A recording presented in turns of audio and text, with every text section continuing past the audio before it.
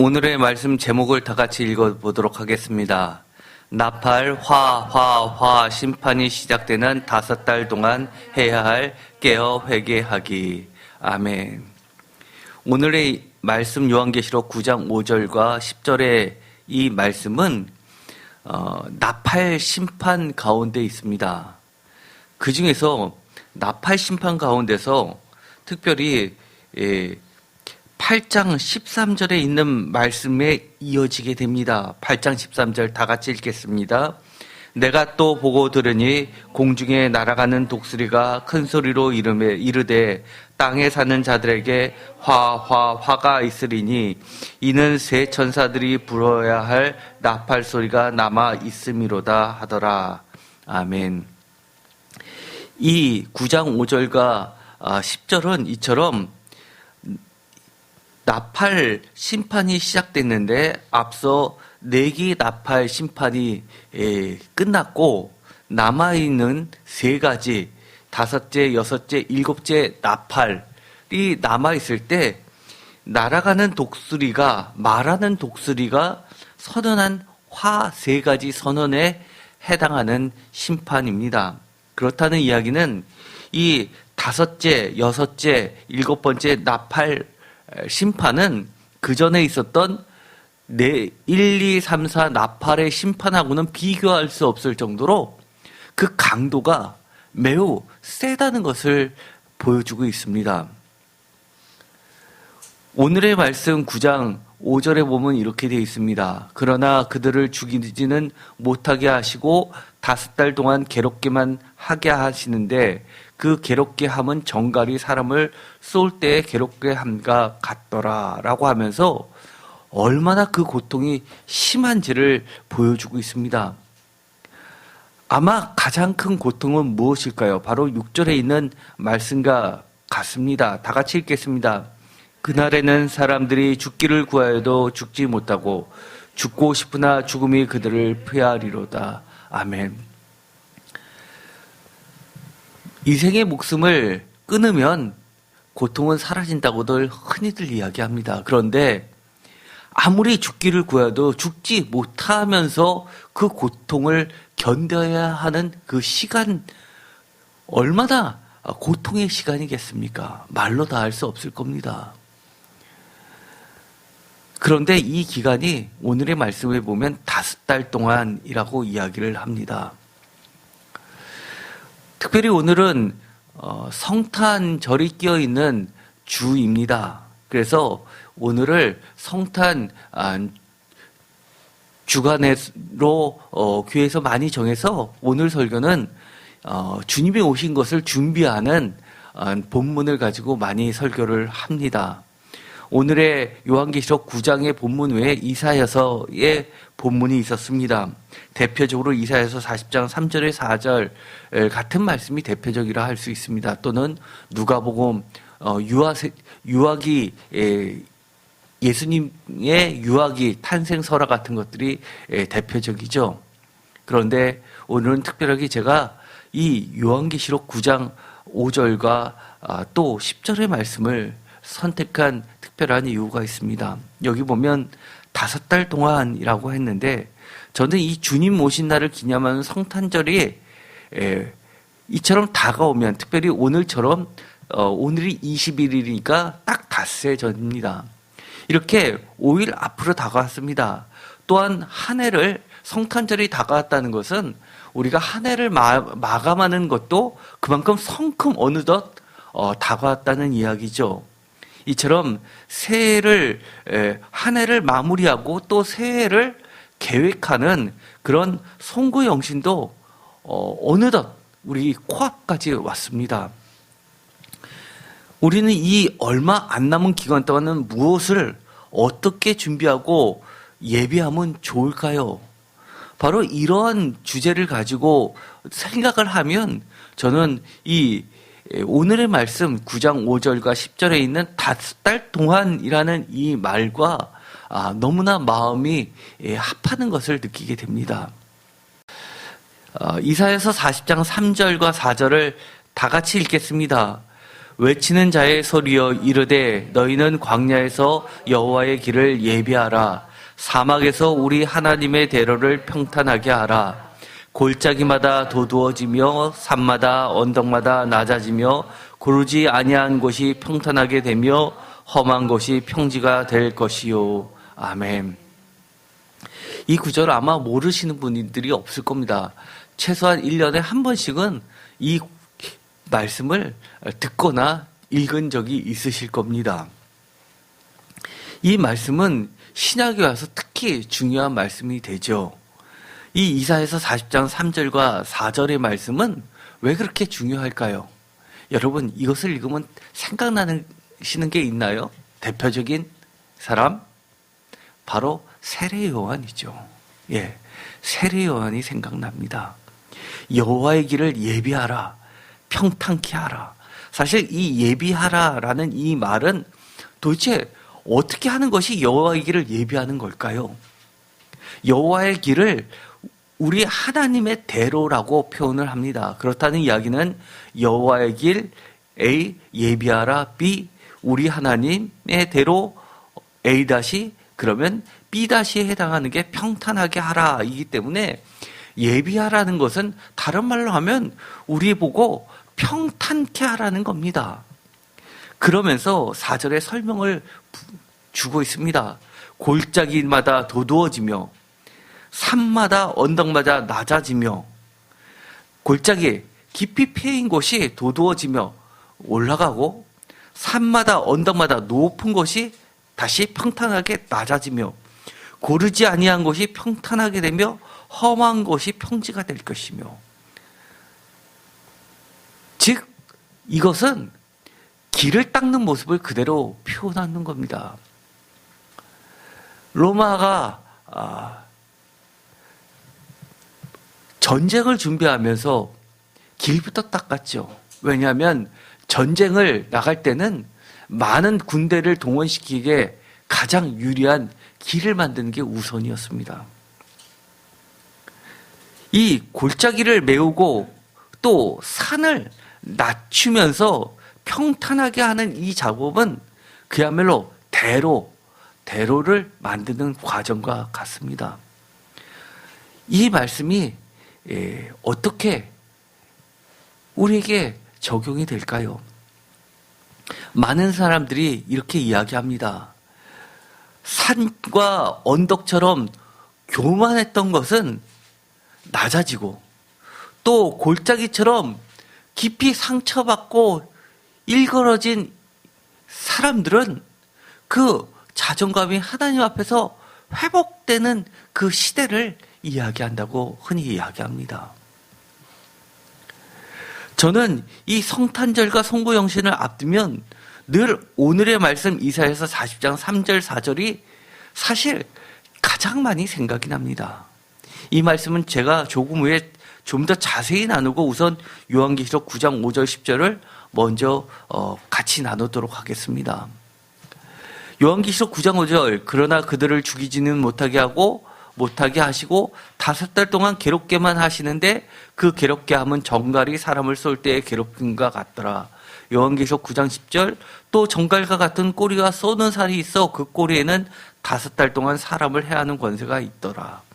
이 5달 동안 내 고통, 고난 이 정도를 겪고 나면 그리고 우리가 이미 읽었던 것처럼 6절에 있는 것처럼 죽기를 구하여도 죽지 못할 정도의 고통을 겪으면 사람이 어떻게 될까요?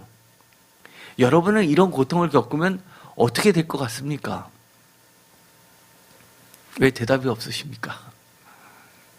하나님을 찾습니까? 그리고 본인이 회개할 걸 회개하십니까? 그러실 것 같아요? 한번 볼까요? 요한계시록에 어떻게 되어 있는지. 요한계시록 9장 20절 다 같이 읽겠습니다. 이 재앙에 죽지 않고 남은 사람들은 손으로 행한 일을 회개하지 아니하고 오히려 여러 귀신과 또는 보거나 듣거나 다니거나 하지 못하는 금은동과 목석의 우상에게 절하고 또 그 살인과 복술과 음행과 도둑질을 회개하지 아니하더라. 아멘. 여기서 여러 귀신과 보거나 듣거나 다니거나 하지 못하는 금은동과 목석의 우상에게 절하고는 시편에 있었던 말씀이나 로마서에 있는 말씀이나 예레미야서에 있었던 말씀, 걸어 다니지도 못하는 것을 이고 다니면서 절한다라는 그 말씀이 생각납니다. 그런데 이 20절과 21절에 핵심되는 내용이 무엇일까요? 이렇게 되어 있습니다. 바로 회개하지 아니하고 오히려 회개하지 아니하더라로 요약됩니다. 회개하지 아니하다라는 말이 2번 반복되고 그 사이에 오히려라는 말을 하고 있습니다. 오히려 우상에게 절하고 살인과 복술과 음행과 도둑질을 하고 있다는 이야기입니다. 이 5달 동안이라는 이 말은 성경에서는 약간 또는 다소라는 의미의 대략적인 수로 환란에 제한된 기간을 이야기한다고 제가 수요일날 말씀을 드렸습니다. 보통 5, 그러면 이렇게 숫자적으로 1, 2, 3, 4, 5 할 때 이 5을 의미하기도 하고, 또는 사람들이 손으로 셀 때 5, 10 하는 기본적인, 특히 5은 손가락으로 셀 만한, 손가락으로 꼽을 수 있을 정도로 아주 적은 그런 숫자를 나타냅니다. 이 성경에 여러 가지가 예로 나와 있는데 제가 대충 수요일날 말씀드렸고 오늘 자세히 말씀을 직접 일일이 찾아보도록 하겠습니다. 레위기 26장 8절 다 같이 읽겠습니다.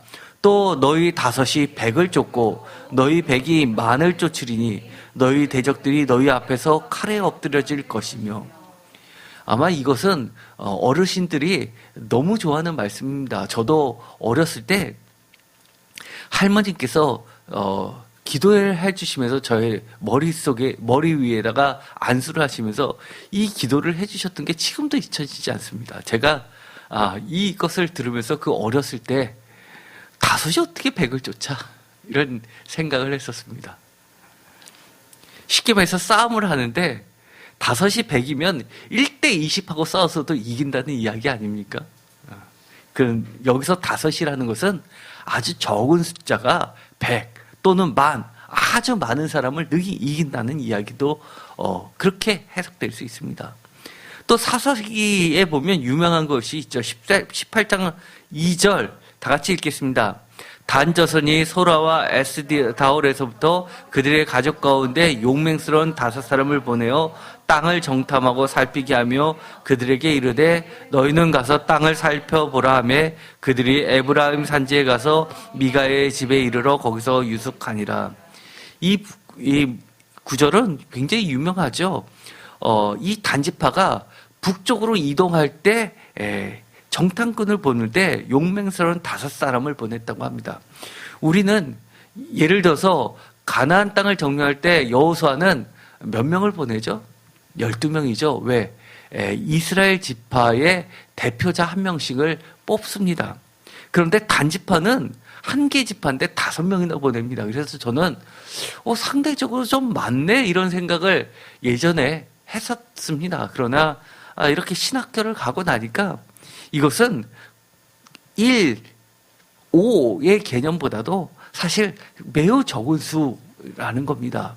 은밀하게 들키지 않으면서도 이것들을 수행할 수 있는, 많은 일들을 할 수 있는 그런 숫자를 이야기할 때도 이 5을 씁니다. 물론 이것은 숫자 5를 5명, 그야말로 5명을 보냈다라는 것도 맞는 이야기입니다. 그러나 굳이 4명도 아니고 3명도 아니고 또 6명도 아닌 이 5명은 그야말로 적은 수를 상징적으로 보여주고 있습니다.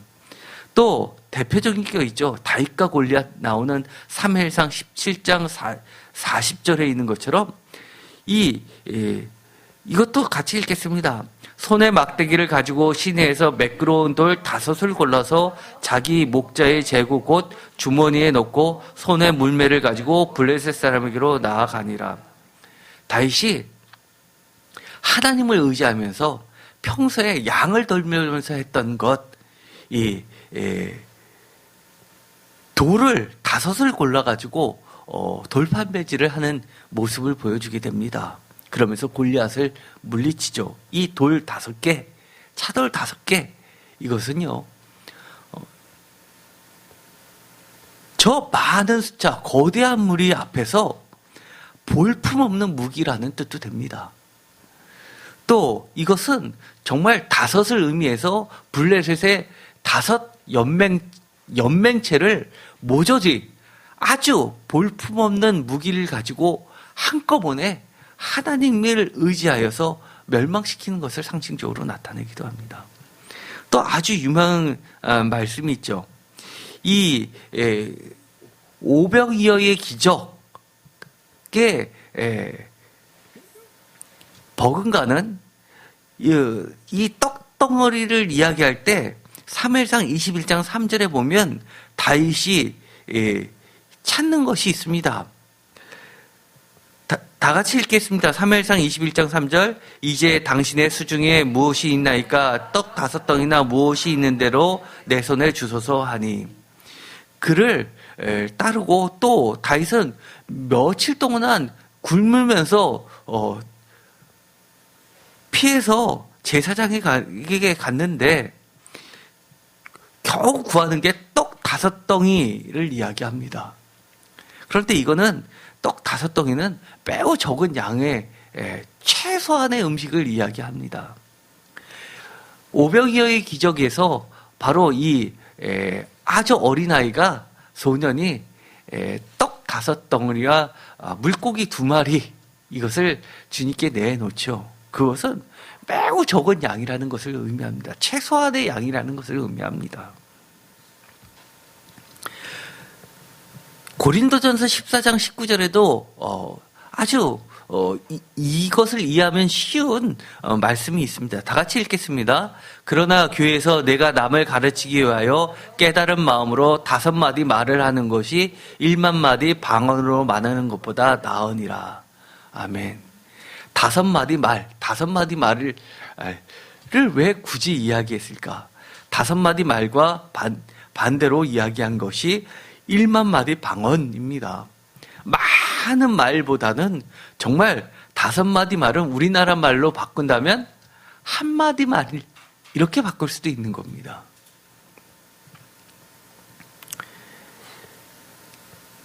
마태복음 14장 17절에 그 유명한 오병이어의 기적에도 해당이 됩니다. 그리고 이것 말고도 누가복음에도 이런 게 있죠. 누가복음 12장 6절, 52절 다 같이 읽겠습니다.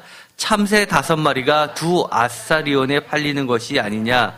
그러나 하나님 앞에는 그 하나도 잊어버리시는 바 되지 아니하더라. 52절 이후부터 한 집에 5사람이 있어 분쟁하되 셋이 둘과 둘이 셋과 하리니. 여기서 보면 누가복음 12장 6절에 5과 2이 나옵니다. 이처럼 2 또는 5은 매우 적은 숫자입니다. 그렇기 때문에 아주 작은 참새, 그야말로 참새는 쉽게 말해서 레위기에서 하나님께 드리는 제물 중에서 가장 적은 제물이었죠. 참새, 여기선 참새라고 나와 있지만 사실은 삽비둘기가 대표적으로 참새나 마찬가지죠. 참새 5마리가 2 아사리온에 팔리는 것이 아니냐. 52절에서 보면 한 집에 5사람. 사실 고대 사회에서 한 집에 5사람 있는 거 아빠, 엄마, 그리고 자식이 3분이 없다? 사실 이거 쉽지 않습니다.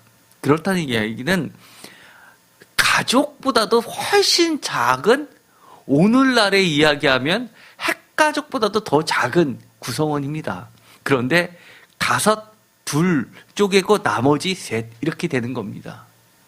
이것은 모두 다 작은 것을 이야기합니다. 사도행전 20장 6절에도 이 5라는 것을 이해하면 해석하기가 쉽습니다. 다 같이 읽겠습니다. 우리는 무교절 후에 빌립보에서 배로 떠나 닷새만에 드로아에 있는 그들에게 가서 이레를 머무니라. 아멘. 이것은 상징적으로요. 닷새만에 드로아에 있는 그들에게 가서 이레 7일 일주일을 머문다라는 이야기는 그야말로 5일 동안 가서 일주일을 쉬고라는 의미도 되지만 아주 금방 거기에 가서 그리고 충분한 휴식을 취했다라고도 해석할 수 있는 겁니다. 사도행전 24장 1절 다 같이 읽겠습니다. 닷새 후에 대제사장 아나니아가 어떤 장로들과 한 변호사 더둘로와 함께 내려와서 총독 앞에서 바울을 고발하니라. 닷새 후에, 5일 후에라는 이 말은 사건이 발생하고 나서 즉시라는 말로도 바꿀 수 있는 말입니다. 사실은요. 이 대제사장이 그 현장에 없었다면 이야기해서 금방 대제사장 아나니아에게까지 심각하게 보고가 됐다는 이야기입니다. 이처럼 이 바울을 고발하는 이 과정이 매우 빠르게 급속도로 진행됐다는 것을 보여주게 됩니다. 사실 이런 구절들을 통해서 우리가 그 이면에 가려져 있는 그런 것들을 읽을 수가 있죠. 그러면 오늘의 요한계시록 9장에 있었던 말씀과 이사야서의 말씀을 종합해서 보면 우리가 성탄절이 5일 남았지만 이 5달 동안을 5일이라고 바꿀 수도 있다는 이야기입니다. 이 5달 동안은 요한계시록 9장 5절과 10절에서 주님이 그토록 원하시고 기대하시는 것은 무엇이었을까요? 우리가 이미 읽었었던 말씀, 이 20절을 보면 20절, 이 재앙에 죽지 않고 남은 사람들은 손으로 행한 일을 회개하지 아니하고 오히려 라고 하면서 21절에 회개하지 아니하더라 라는 것을 보아서 정말 주님이 고통을 주셨던 그 이유가 목적이 회개였음을 알 수 있습니다.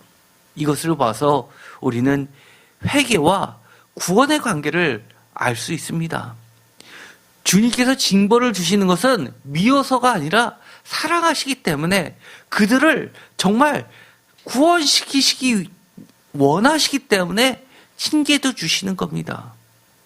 회개와 구원의 관계는 다른 말로 이야기하면 이사야서의 말로 표현하자면 주의 길, 하나님의 대로, 여호와의 길로도 표현할 수 있기 때문입니다. 이사야서 40장 3절 다시 한번 볼까요? 외치는 자의 소리여 이르되 너희는 광야에서 여호와의 길을 예비하라. 사막에서 우리 하나님의 대로를 평탄하게 하라. 여호와의 길 하나님의 대로 예비하라. 평탄하게 하라. 라는 이 이야기입니다. 이것이 신약에서는 어떻게 다른 버전으로 소개가 되고 있을까요? 누가복음이 대표적입니다. 누가복음에 보면 세례요한이 이렇게 나옵니다. 누가복음 3장 3절부터 다 같이 읽겠습니다. 요한이 요단강 부근 각처에서 와서 죄사함을 받게 하는 회개의 세를 전파하니 선지자 이사야의 책에 쓴 바 광야에서 외치는 자의 소리가 있어 이르되 너희는 주의 길을 준비하라. 그의 오실 길을 곧게 하라. 모든 골짜기가 메워지고 모든 산과 작은 산이 낮아지고 굽은 것이 곧아지고 험한 길이 평탄하여질 것이요 모든 육체가 하나님의 구원하심을 보리라 함과 같으니라. 아멘. 이 이사야서의 말씀을 가지고 세례요한이 선포를 하는데 이 말씀 전에 내려오는 3절의 말씀을 보면 이 세례요한은 이사야서에 있는 이 말씀을 어떻게 받아들였냐? 주의 길을 준비하고 오실 길을 곧게 하는 그 준비의 길을 바로 회개로 봤던 겁니다. 그러면서 이 회개가 뭐냐? 바로 죄 사함을 받게 하는 회개이며 그것을 결단하는 것이 세례라고 이야기하는 겁니다. 사실 기독교에서는 교리상으로는 그렇습니다. 세례가 반드시 구원을 담보하느냐, 보장하느냐, 그렇지 않습니다. 세례는 교리상으로는 교인이 되는 이 절차입니다. 결단을 요구합니다.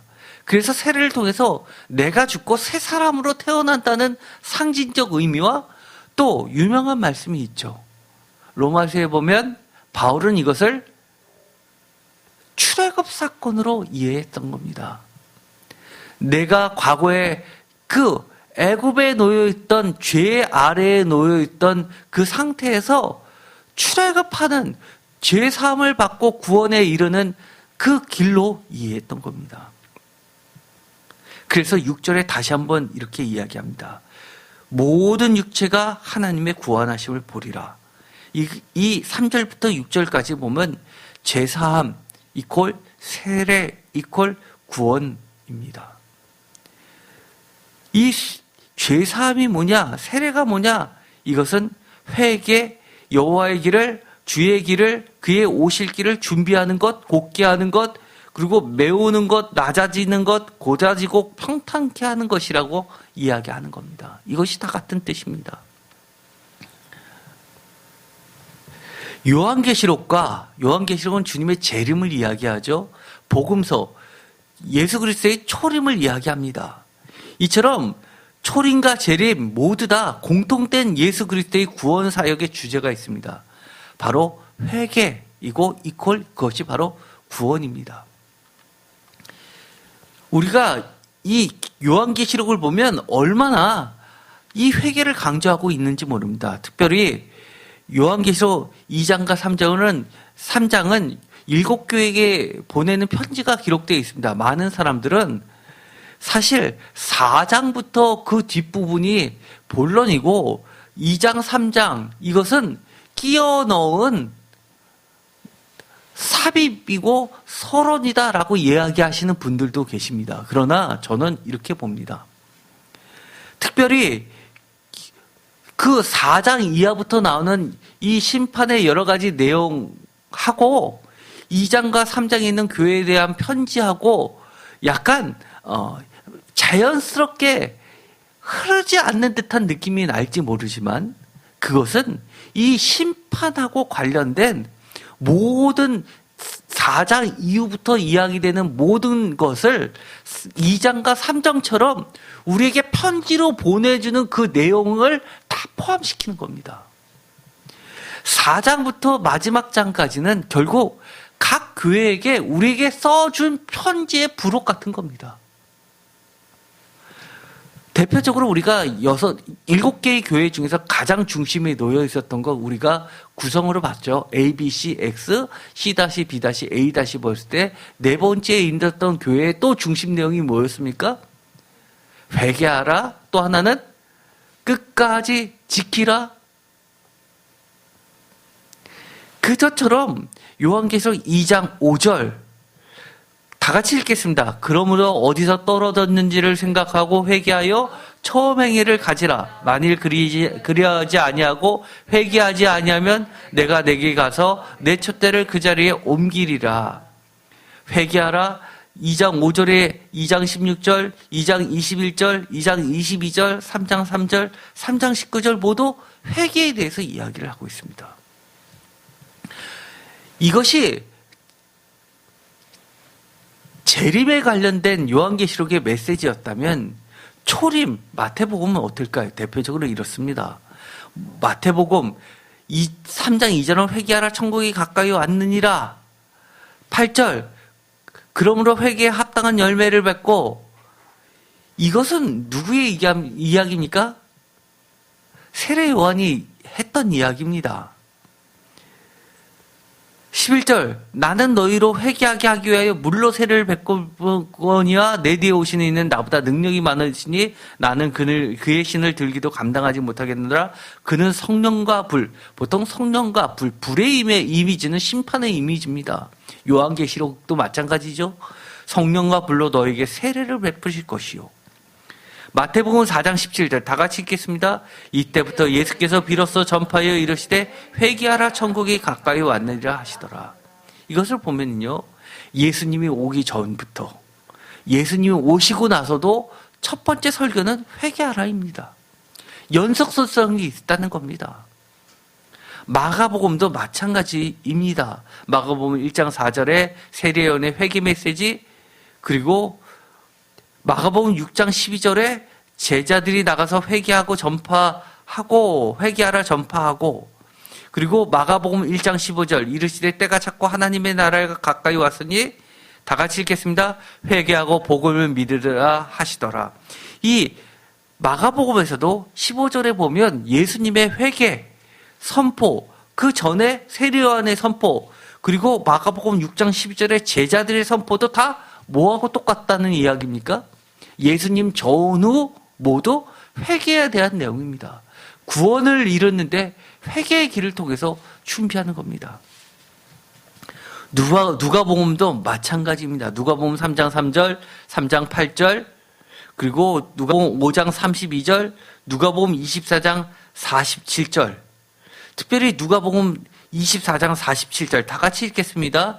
또 그의 이름으로 죄사함을 받게 하는 회개가 예루살렘부터 시작하여 모든 족속에게 전파될 것이 기록되었을 때, 이것은 예수님의 십자가 사건 이후에 전 역사를 꿰뚫고 있는 그 역사관에도 이렇게 되어 있다는 겁니다. 회개라는 겁니다. 그리고 나서 사도행전 2장 38절에 보면 베드로의 첫 설교도 회개입니다. 베드로가 이르되 너희가 회개하여 각각 예수 그리스도의 이름으로 세례를 받고 죄사함을 받으라. 그리하면 성령의 선물을 받으라. 이 회개는 결국 구원으로 이끌어주고 있다는 겁니다. 주의 길을 예비하던 세례 요한도 예수님 자신도 또 예수님을 따르는 주님의 제자들도 모두 다 이 회개를 선포하고 있습니다. 이 사실은 너무나 많이 들어서 잘 알고 있죠. 그런데 중요한 이야기가 있습니다. 참된 회개는 감정의 문제에 머물러 있지 않고 참된 변화, 행위의 열매를 요구하고 있다는 겁니다. 요한계시록 19장 7절부터 다 같이 읽겠습니다. 우리가 즐거워하고 크게 기뻐하며 그에게 영광을 돌리세 어린 양의 혼인기약이 이르렀고 그의 아내가 자신을 준비하였으므로 그에게 빛나고 깨끗한 세마포 옷을 입도록 허락하셨으니 이 세마포 옷은 성도들의 옳은 행실이로다 하더라. 천사가 내게 말하기를 기록하다 어린 양의 혼인잔치에 청함을 받은 자들은 복이 있도다 하고 또 내게 말하되 이것은 하나님의 참되신 말씀이라 하기로. 그 중심 8절에 보면 혼인잔치 참여하는 신부 구원을 완성하죠. 그런데 그 중심에는 세마포 옷, 세마포 옷은 어떨 때 입습니까? 바로 회개할 때 입는 옷들입니다. 그리고 또 제사장도 입었습니다. 그리고 죽었을 때 수의로도 입었습니다. 이 세마포 옷은 회개는 성도들의 옳은 행실이라고 이야기합니다. 참된 회개는 감정에만 머물러 있는 것이 아니라 구체적인 삶의 변화를 이끌어내고 있습니다. 오늘날의 기독교가 그렇게 왜 지탄을 받습니까? 성경 말씀 중에서 자기가 좋은 것만 취하고 자기가 하기 싫은 것은 버리기 때문입니다. 하나님의 말씀은 온전히 다 우리가 받아들인다면 말로만 하는 것이 회개입니까? 아닙니다. 말로만 감사하는 것이 감사입니까? 아닙니다. 회개는 정말 우리의 삶이 달라져야 되는 겁니다. 마치 행위는 유대교 그런 것이 어디 있습니까? 성경은 그렇게 이야기하지 않습니다. 오늘 우리에게 가르쳐주는 요한계시록 9장 5절과 10절은 이렇게 이야기하는 겁니다. 이 5달이라는 기간은 아주 짧지만 아까 구약성경, 신약성경이 통틀어서 5이라는 것은 아주 짧은 것, 적은 양을 이야기하지만 회개하기에는, 구원받기에는 충분한 시간이라는 겁니다.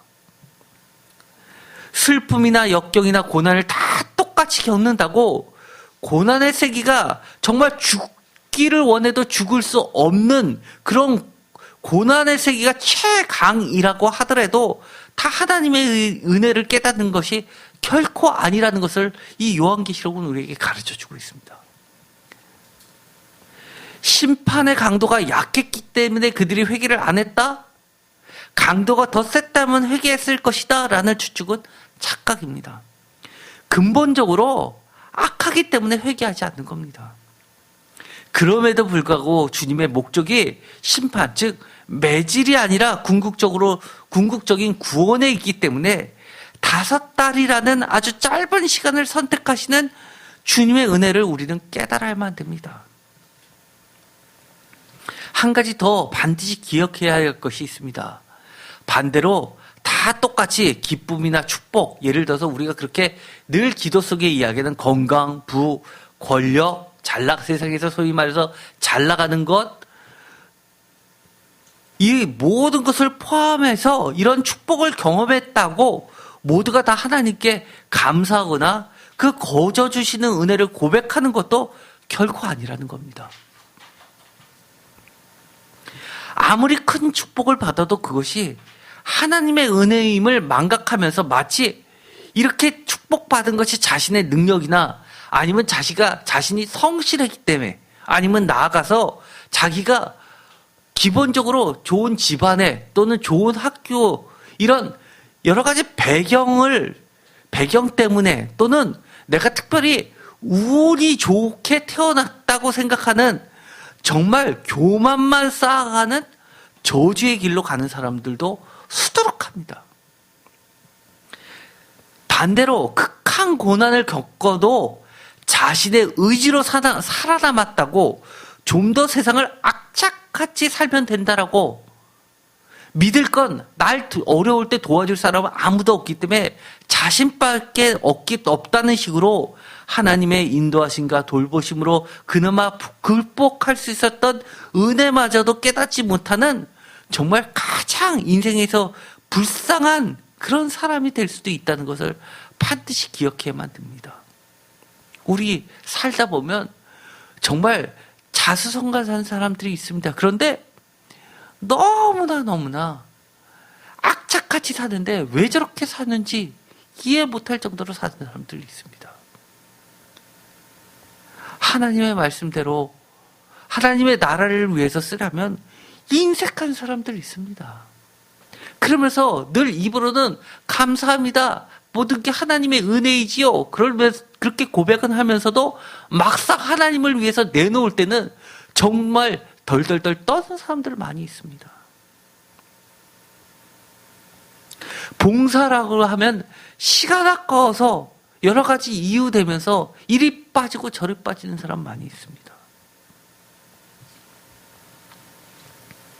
우리가 반드시 기억해야 될 걸, 고난도 축복도 모두 하나님의 손 안에서 우리를 더욱 정결하고 거룩한 주님의 자녀로 만드시고 이끌어 주시는 하나님을 우리는 우리의 주인이시라고, 왕이시라고, 아버지시라고 높여드리며 주께 감사할 수 있게 되는 것, 그 자체가 바로 크신 은혜입니다. 그래서 이것을 깨닫는 순간 고난도 축복도 은혜입니다. 우리가 고난은 당했는데, 실컷 매를 맞았는데 감사가 없다, 아버지를 아버지라고 고백을 하지 못한다, 주님을 우리의 주인이라고 고백하지 못한다, 내 삶의 왕이시라고 인정하지 못한다, 이것처럼 불쌍한 인생이 어디 있습니까? 시편 7편 11절 너무나 유명한 말씀이 있습니다. 다 같이 읽겠습니다. 하나님은 의로우신 재판장이시며 매일 분노하시는 하나님이시로다. 사람이 회개하지 아니하면 그가 그의 칼을 가심이며 그의 활을 이미 당겨 예비하셨도다. 죽일 도구를 또한 예비하시며 그가 만든 화살은 부활 화살들이로다. 불의 이미지, 심판의 이미지라고 말씀을 드렸죠. 우리가 회개라는 것은 뭡니까? 다른 거 아닙니다. 하나님은 옳으시다라고 하나님을 인정하는 겁니다. 내가 이렇게 어려움을 당한 거 억울하다? 아닙니다. 그토록 의롭다고 하는 욥도 고난을 당했을 때 그 고난의 출발은 하나님과 사탄의 게임이었지만, 내기였지만, 결국 그 과정을 통해서 드러난 것은 이 욥의 교만을 우리는 보았습니다. 그럼에도 불구하고 하나님은 은혜로 다 덮어주신 겁니다. 그를 높여주십니다. 나중에 하나님을 직접 눈으로 대하면서 욥이 했던 대표적인 회개 행동 있죠? 손으로 그 입을 막았다라고 합니다. 그 전까지는 하나님을 향해서 얼마나 얘기했습니까? 많은 이야기를 했습니다. 그러나 하나님이 나타나셔서 창조의 이야기를 하면서 네가 리어 야단을, 네가 이 우주를 아느냐를 하면서 여러 가지를 구체적으로 이야기하시는 것을 보면서 그의 입을 탁치게 하셨습니다. 우리가 어떤 일을 겪어도 하나님을 인정하는 겁니다. 내가 잘났을 때 내가 성실해서 아닙니다. 주님이 해주셔서. 내가 고난을 당해서 내가 억울해서가 아니라 이 과정을 통해서 주님 나에게 더 기대하시는 바가 있겠구나라는 것을 믿으면서 소망을 가지면서 견뎌내는 겁니다. 회개하는 겁니다. 빨리 이 기회에 내가 씻을 거 씻자. 요한계시록 11장에 보면 두 증인 이야기가 나오게 됩니다. 3절 다 같이 읽겠습니다. 내가 나의 두 증인에게 권세를 주니 그들이 굵은 베옷을 입고 1260을 예언하리라.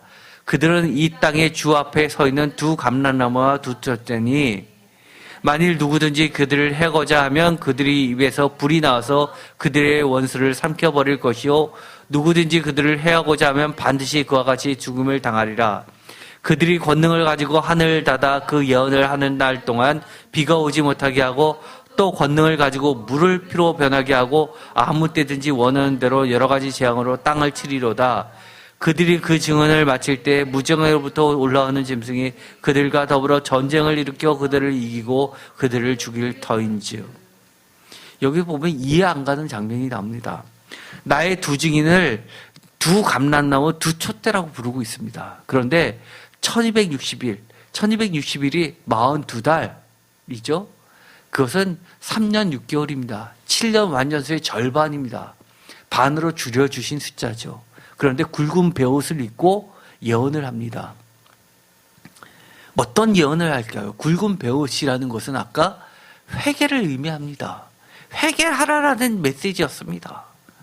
그런데 권능을 주시니까 아무런 그를 치지 못하고 그 예언의 말씀을 듣게 합니다.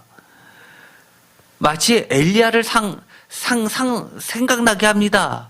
하늘 닫아 그 예언을 하는 날 동안 비가 오지 못하게 하고, 모세가 생각납니다. 물을 피로 변하게 하고 아무 때든지 원하는 대로 여러 가지 재앙으로 땅을 치리로다. 그런데 정말 이해 안 가는 일이 있습니다. 증언을 마치니까 무정으로부터 올라오는 사탄 짐승이 그들을 죽입니다. 많은 분들이 그렇게 이야기합니다. 왜 주님께서 그를 더 값지게 쓰시면 되지, 왜 그렇게 결말을, 주의 일을 하는 사람들을 그렇게 세상에 봤을 때 저주받은 방식으로 죽게 하실까? 그러나 우리는 알아야 됩니다. 하나님의 종의, 하나님의 자녀의 죽음조차도 하나님은 받으신다는 겁니다. 영광스럽게 하시고 그의 죽음을 통해서 이 세상의 죄들을 고발하시는 겁니다. 얼마나 악한지를 증명해 보이시는 겁니다. 죽음조차도 하나님이 귀하게 쓰신다는 겁니다. 그 다음 구절 볼까요? 그 이어지는 구절. 요한계시록 11장 8절부터 보겠습니다. 얼마나 끔찍하게 했는지요. 그들의 시체가 큰 성 길에 있으니 그 성은 영적으로 하면 소돔이라고 하고 애굽이라고도 하니 곧 그들의 주께서 십자가에 못 박히신 곳이라. 백성들과 족속들과 방언과 나라 중에서 사람들이 그 시체를 사흘 반 동안을 보며 무덤에 장사하지 못하게 하리로다.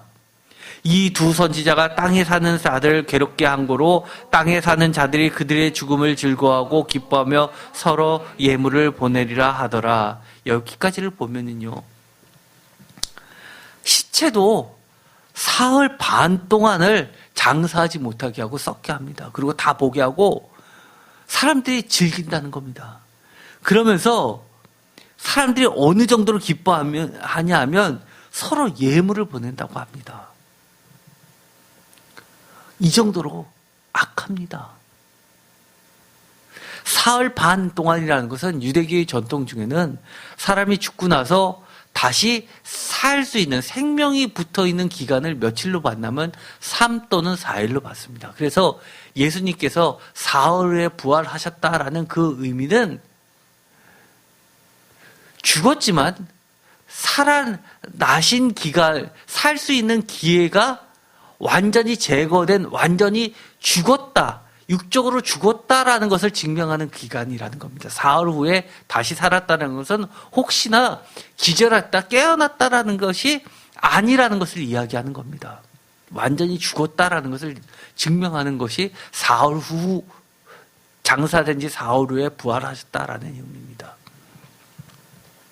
여기서는 사흘 반이라는 것은 3, 4일 대략의 숫자를 이야기합니다. 그런데 그 뒤에 11절 반전이, 대반전이 일어납니다. 우리 이 11절 다 같이 읽어볼까요? 3일 반 후에 하나님께로부터 생기가 그들 속에 들어가매 그들이 발로 일어서니 구경하는 자들이 크게 두려워하더라. 아멘. 우리 믿는 자들은요, 죽어도 삽니다. 죽어도 살겠고, 제가 요한복음에서 가장 좋아하는 구절입니다. 이것이 어디에 들어갔던 말씀인지 기억나시죠? 나사로의 죽음 바로 직전에 주님께서 했던 말씀입니다. 내가 나를 믿느냐? 라고 하면서 죽어도 살겠고 살아서 믿는 자는 영원히 산다라는 이야기를 해주실 때 하신 말씀입니다. 세상 사람들의 눈에 보일 때는 죽었다라고 할 수 있지만 하나님의 영적인 눈을 뜨게 하시면 그 사람이 죽은 것이 아닙니다. 하나님의 증인들은 죽지 않고 두 발로 일어섭니다. 우리에게는 영원한 삶이 있습니다. 회개는요, 제가 정리하면 이렇습니다. 지금까지 말씀을 다 종합해 볼까요? 다 같이 읽겠습니다. 1. 주님의 높으심을 찬양한가. 2. 나의 낮음의 인정과도 같은 말이며. 3. 내 힘으로 사는 것을 자랑하는 것이 아닌. 4. 하나님의 손으로 지음받고 인도하심을 따라 하나님의 행하심을 소망하는 것이며. 5. 주님의 도, 말씀을 쫓아 내 삶을 바꾸는 것입니다. 6. 인생의 목표를 하나님 나라를 위해 주 예수 그리스도를 쫓아가는 삶으로 새롭게 살아가는 것이 진짜 회개입니다. 우리가 회개한다고 하면서 주님의 높으심을 찬양하지 않고 아직도 내가 잘나서 그랬지? 회개하지 않는 겁니다. 나의 낮음을 인정하는 것과 같은 겁니다. 나의 낮음을 인정하지 못하면 내 잘못 회개하지 못합니다. 아직도 억울한 게 남아있을 수밖에 없죠. 에이, 그럴 수도 있지 라고 또 생각하게 됩니다. 내 힘이 아니라 하나님의 손, 하나님의 능력으로 하나님의 행하심을 소망하는 것이 회개입니다. 제가 늘 이야기하죠. 청년들한테는 이야기하죠. 사실 저는 집안에서 제일 못난 사람입니다. 그러나 제 인생을 돌아보면 제가 대학교 4학년 때 졸업도 하기 전에 추천장도 받지 않고 대학을 졸업하기도 전에 입사가 대기업에 돼서 또 거기서 회사 다니기 전에 학교를 졸업하기 전에 대학원에 진학하고 싶었는데 대학원을 진학하지 집안 형편 때문에 졸업하지 못하고 어머님이 저를 무릎 꿇어놓고 돈이 있으면 너 형을 보내지 너를 보내지 않는다. 너는 빨리 직장 들어서 돈 벌어서 너 형을 위해서 돈 벌어서 도와줘라. 그렇게 얘기했을 때 불평 한마디 안 하고 하나님께 기도했습니다. 하나님, 제가 지금 직장 들어가는데 회사에서 저를 유학 보내게 해주세요. 하나님이 들어주셨습니다. 공채 봤는데 붙었습니다. 그리고 4만 명 중에서 10명 뽑는 시험에 합격해서 유학 갔다 왔습니다. 유학 갔다 와서 또 오지로 가다 보니까 오지 수당이라는 게 나와서 한국에서 월급 받는 거 1년치 그대로 저축하고 한국의 1.5배가 또 나왔습니다. 또 거기서 활동하는 회사에서 한 달에 한 번씩 주는 미션이 있는데 그것을 수행하려면 여러 가지 출장비, 프로젝트비 이런 것들이 다 나오기 때문에 거기서 쓰고도 남았습니다. 그래서 저축한 돈이 한국에서 받는 월급보다 더 많았습니다. 그것을 가지고 돈 한 푼 없던 제가 결혼하게 되고 그거 갖고 전세 없고 그래서 또 새 출발하게 됐었습니다. 제가 요한계시록 2장과 3장 중에서 제일 제가 좋아하는 말씀이 뭔지 아닙니까? 여러 교회에 보는 교회 중에서 주님께서 칭찬하시는 교회가 있습니다. 그 교회다 이렇게 이야기합니다. 내가 적은 능력을 가지고도 충성하였으니 라는 말씀을 합니다. 저는 그 얘기를 볼 때마다 제 생각이 납니다. 저는 참 능력이 없었습니다. 그럼에도 불구하고 뭐든지 좋은 것이 생기면 하나님 먼저. 그리고 제가 제 일보다 직장 일보다 하나님 일을 더 열심히 했습니다. 그래서 제가 청년 때 늘 그랬습니다. 제 인생에서 모든 일을 주께 하듯 하라라는 그 에베소서와 골로새서의 그 말씀을 제 인생 모토로 삼고 늘 그렇게 했습니다. 그러면서 사업을 시작했을 때도 그랬습니다. 내가 하나님 믿는 그 열심만큼 열심히만 하자. 남들은 거꾸로죠. 너 일 하듯이 그것의 10분의 1만 주님 섬겨라 그렇게 얘기하는데 저는 항상 내 사업조차도 돈 버는 일에도 하나님 일보다 더 열심히 하지 않았습니다.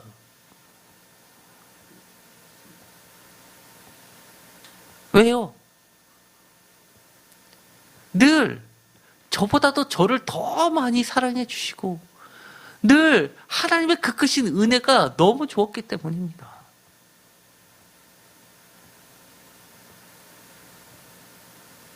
우리가 말씀을 무슨 1학년, 2학년, 3학년, 4학년, 5학년, 6학년 다시 중1, 2, 3, 고1, 2, 3 그 다음에 대학 이런 식으로 말씀을 아는 것을 무슨 단계별로 생각하는 것 아니에요. 한 말씀을 받아도 한 말씀을 들어도 이것이 내 삶을 바꾸는 말씀이 되면 그것이 진짜 은혜인 겁니다. 시편 138편 제가 아주 좋아하는 말씀인데 이곳을 읽으면요 이런 것이 아주 진짜 집약적으로 다 나와 있습니다. 138편 이미 다 했으니까 여러분 아실 겁니다. 기억나시겠죠? 다 같이 읽어볼까요? 그들이 여호와의 도를 노래할 것은 여호와의 영광이 크심이니이다. 여호와께서는 높이 계셔도 낮은 자를 굽어 살피시며 멀리서도 교만한 자를 아심이니이다. 내가 환난 중에 다닐지라도 주께서 나를 살아나게 하시고 주의 손을 펴사 내 원수의 분노를 막으시며 주의 오른손이 나를 구원하시리라. 여호와께서 나를 위하여 보상해 주시리이다. 여호와께서 주의 인자하심이 영원하시니 주의 손으로 지으신 것을 버리지 마옵소서. 아멘. 이것을 보면은요 여호와의 도 하나님의 말씀을 안다는 것은요 여호와의 영광을 높이는 겁니다. 그리고 주님을 찬양 노래하는 것이고 하나님이 크시다라고 높여드리는 겁니다. 여호와는 높이 계셨고 반대로 나는 낮다는 것을 인정하는 겁니다. 여호와는 높이 계셔도 낮은 나를 굽어 살피시는 분이시라고 그 은혜를 깨닫습니다. 그러면서 교만한 자를 아신다고 이야기합니다. 내가 환난 중에 다치라도 주님은 살아나게 하십니다. 이 살아나게 하시는 것은 여호와께서 굽어보시는 것과 마찬가지입니다.